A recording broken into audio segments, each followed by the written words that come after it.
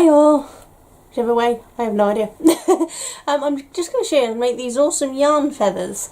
See, they're just scraps of yarn that are tied into various different patterns to create funky looking feathers. And you can do them all sorts of sizes. You can even make tiny ones for earrings, but I haven't got any to show you at the moment. But you can do them with the, if I zoom in, a little too far there. Okay, so you can see like this one here, I've just tied the yarn on as is. But this one, I've actually unravelled the yarn to give a much fluffier leaf. And I think they both look pretty cool. Go back out a bit. See, and they look really cool. And all the different sizes means that you can pretty much cover any sort of thing that you like. I mean, they're great on dream catchers. They're good for little bag charms. Oh, too far. They're good for little bag charms. As I said, you could do earrings. You could do them in your hair if you make them a slightly different, longer shape. They're just a good, fun way to use up all your scraps of yarn. So as you can see here, I have a big bowl. Well, it's actually a vase, but never mind.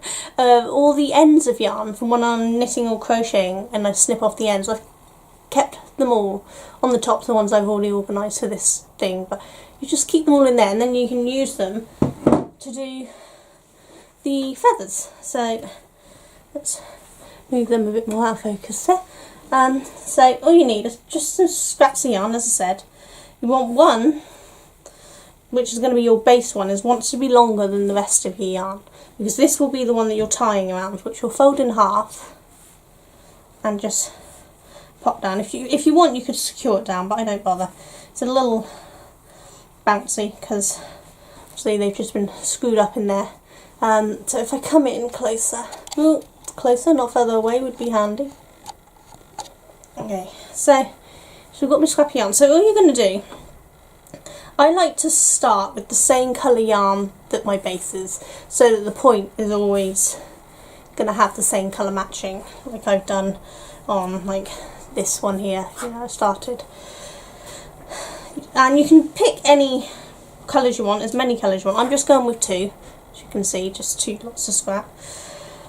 And then we're going to take your two pieces of yarn. If I leave the end so you can see, because we're going to start at the bottom and work our way up, okay? So, you take yarn and you fold it in half. It's just literally a loop, folded in half. And then always try to start in the same position because it just makes the leaf look neater. So I pop this one underneath. See, so it's poking out underneath, and there's my loop. And I take my next strand and I also fold that one in half.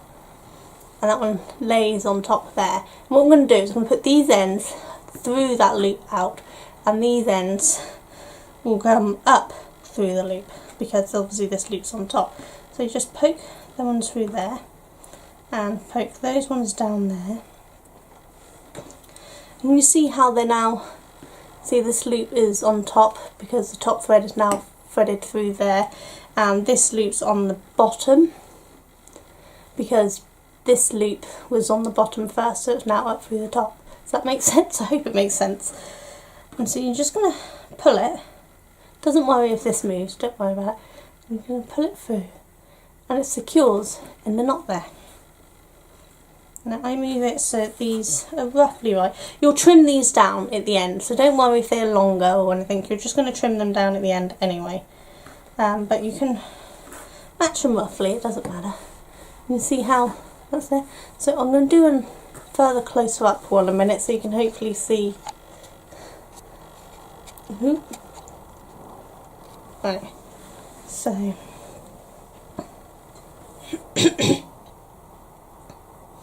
so I've got my loop, which is going to go underneath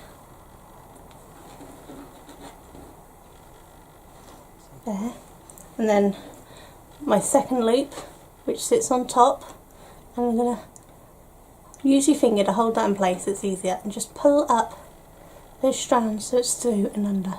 And then take these strands and poke them through your loop there. You see how they're now connected together with your main thread going through the middle. And then you're just going to pull that tight. And there you go. And then these slide pretty easily until you secure it properly. So you can just slide that down to meet the first one you did. Give them a little tug to make sure they're secure. You see how they just tie in neatly there.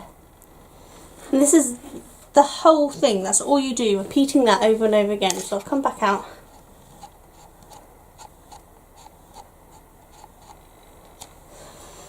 And all you do is decide how thick you want. I think I'm going to do the next colour now. And it's the same process.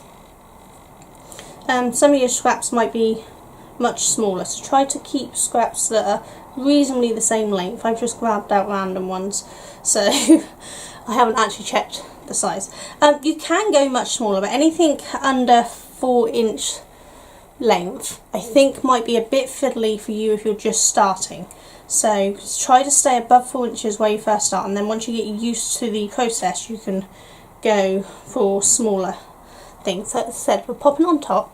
I pop my fingers through the hoop and this finger holds into that loop while I pick it up and just pull it underneath and then poke that one through there. This is going to be a bit tedious now because it is just the same thing over and over again, but I will continue. So if you don't want to see me do the same thing over and over again, just skip on to the end where I'll show you how to secure the end so they don't just slide off. Okay, so we're just going under and on top and pulling it through. I also use my finger to hold that in place when I pull, and it just gives a easier so it's not sliding away too much. And just every so often just do that because it smooths them down so they're nice and snug together. You can see the feather starting to form. As I said, we'll trim all this up, so don't worry about it looking straggly at the moment. I think I'm going to do 2 more. I don't plan these out as I go. I literally just decide as I'm going what ones I'm going to put where. So don't worry about if you're no good at planning. Let mayhem commence.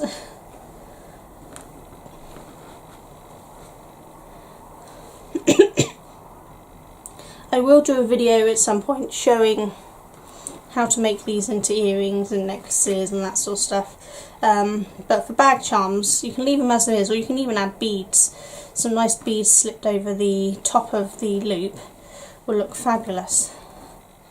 So you can have real good fun with it. You can do completely multicoloured ones and not have the same colour on it more than once if you want. You just have fun with it. But it just means that you're not wasting all those little ends that you're cutting off when you're weaving in. These will just make more use of them. And you get some funky ribbons. Some funky feathers. I will also show how to do dream catchers with them at some point, but I'm currently out of hoops, so I'm going to have to get some more hoops first.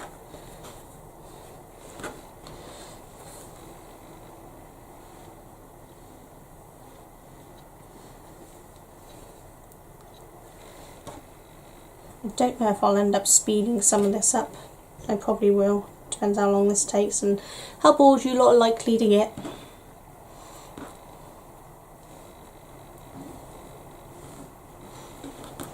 Just come in a bit again, so in. Don't know the difference between in and out on my camera apparently. And then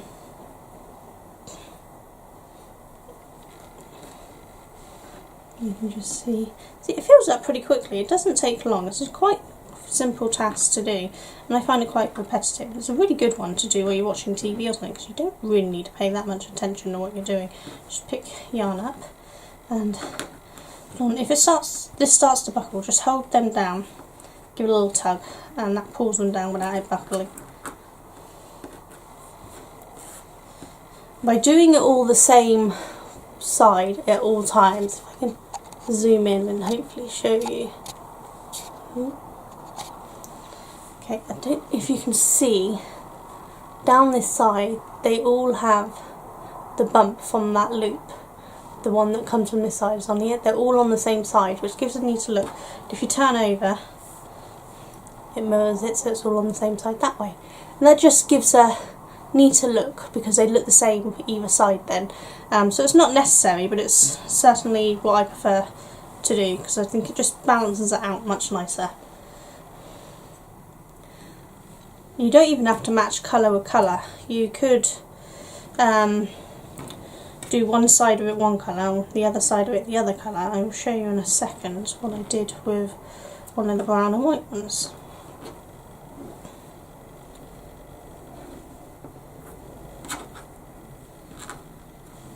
Which one was it? This one. See, on this one, if you look here, on this section here, I've got brown this side and white that side, and obviously you will have a brown bump here. But I think it looks quite cool. It adds to the effect of like real feathers, because if you look at a real feather, sometimes they have the odd streak that doesn't match the other side, and so it makes a good little bit of fun to have it all around. So don't worry about keeping everything exactly the way you order it, like I'm doing here. Mix and match. Even put in the odd colour that doesn't even have many of them, so it's only got like the one or two. It's really just good fun. So, almost at the end of this.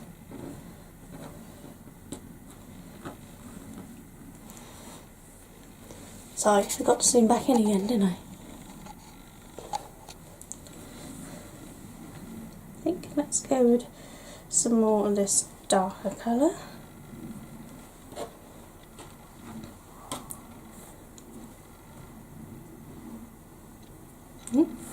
Oh, camera, there we go.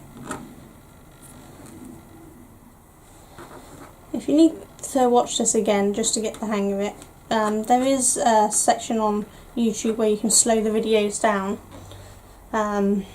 so hopefully you can catch what I'm doing if you're not quite getting it. But do ask any questions if you need to. Just pop them in the comments and I will try to answer them for you.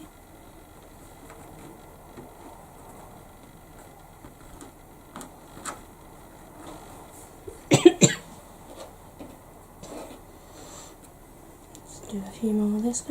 Let's see, it's just purely random. I'm not really caring where I do each colour or when.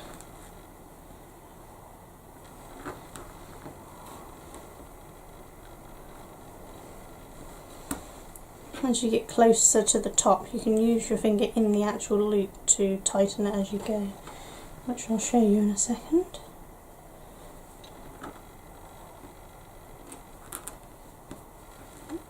I can get it for you.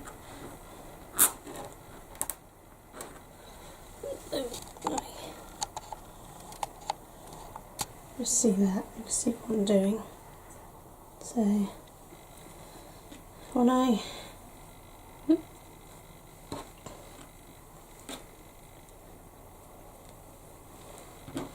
have this in, what I'm doing is I'm just putting my finger in the loop there to secure it as I tighten, and that's keeping it tighter. So obviously when you're first beginning, put your finger on there where you're further down, but once you get far enough you can actually put your finger in and reach to do it. So that's what I like to do.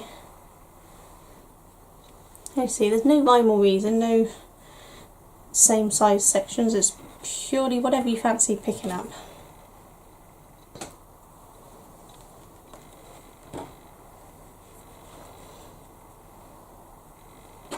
Once you've done a few of these, you'll soon be into the swing of it.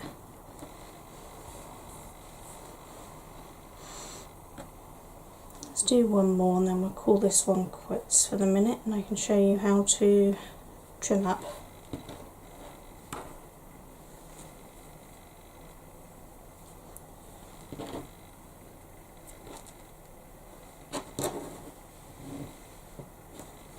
Okay, so when you've got it roughly to the length you want and the loop size you want, I'll probably do some more on this one at the end, but for now we'll call it quits so I can show you. Just kind of smooth them all down and sort of shape if you want it to fall. See, as I said, look, it doesn't matter if this is straggly because we will be just try to make sure all the pieces are roughly in the correct positions for when you trim. It doesn't have to be perfect. See, so we've got a rough idea, and then you're just going to take your scissors and pop round. Because the chances are, unless you're starting with fresh yarn carefully measured, you're just using ends, you're not going to have exactly the same pieces at all times. As you can see, none of these are the same length, they're all sorts of odds and different sizes and conditions, because some are more wiggly than others. But after your initial cut, have a play, see if there's any more that needs trimming up and looking. Let's see.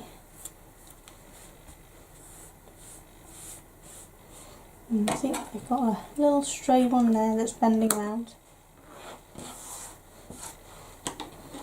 And here,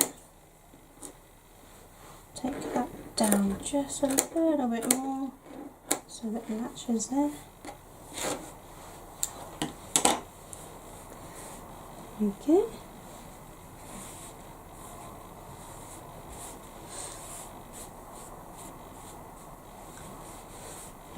That one's got a stray piece it wants to pop up again, but you can dampen these down and lay them flat, squished between something, and that will help keep their shape a bit, or steam them or something. It doesn't have to be perfect. And twist that. There we go. See? And there's your feather. Now, I leave them like this because I like the organic movement of them. But if you want them to be stiff, probably for earrings and things, I might do them a little stiffer. What you can do is make either cornstarch and water, flour and water, PVA glue and water, just a little stiffening mixture. Even spray starch will do. And then you'll just dip these into it and then gently wring out the excess of it, smoothing them out.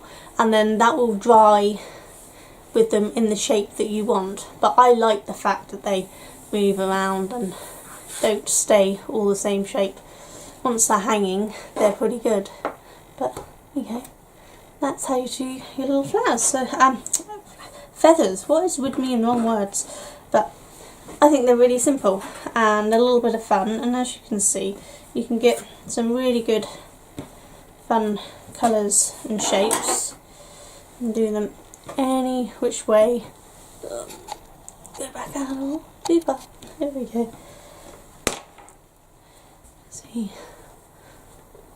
each one looks different and different sizes, and I just think they're a little bit of fun to use up some scrap yarns and shove on bags or on decorating up a wheelchair, whatever you fancy really.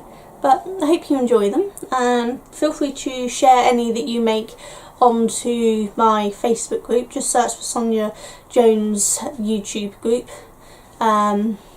Maybe Sonia Jones Crafted. I can't remember what I set my YouTube group as. It's linked in the description, so just click on the link.